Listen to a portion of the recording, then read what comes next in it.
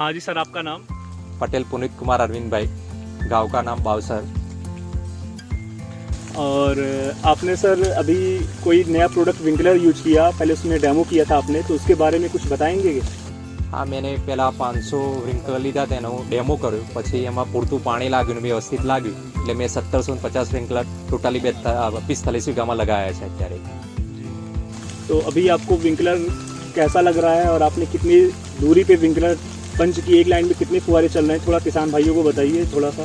एक लाइन में मेरे अभी एक लाइन में 11 ફુવારા ચાલે છે, બરોબર છે। એક સાથે 120 ફુવારા ટોટલ ચાલે છે। 10 વીઘામાં એવા 3 બ્લોક બનાવેલા છે, 120 અને 8.5 મીટર એ અત્યારે કરેલા છે।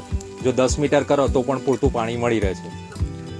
कहीं पे आपको इस आलू में ऐसा लग रहा हो कि आपकी मेड़ कट रही हो या फिर कोई नुकसान विंकलर से, किसी तरह की शिकायत?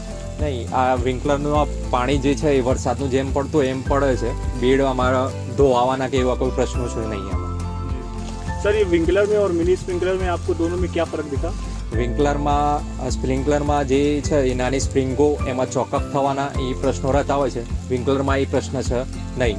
મિની સ્પ્રિંકલરમાં ધીમે ધીમે અંદર પેલી જે સ્પ્રિંગો હોય એ ઘણીવાર ખોવાઈ જતી હોય છે અને એના કાટ લાગીને જામ થવાના પ્રશ્નો રહેતા હોય છે। ઘણીવાર થોડોક પણ કચરો આવી જાય તો આપણો સ્પ્રિંકલર બંધ થઈ જાય। વિંકલરમાં એ પ્રશ્ન રહેતો નથી કારણ કે એનો નીચેનો હોલ છે એ મોટો છે એટલે પૂરતા પ્રમાણમાં પ્રેશર મળતું રહે છે।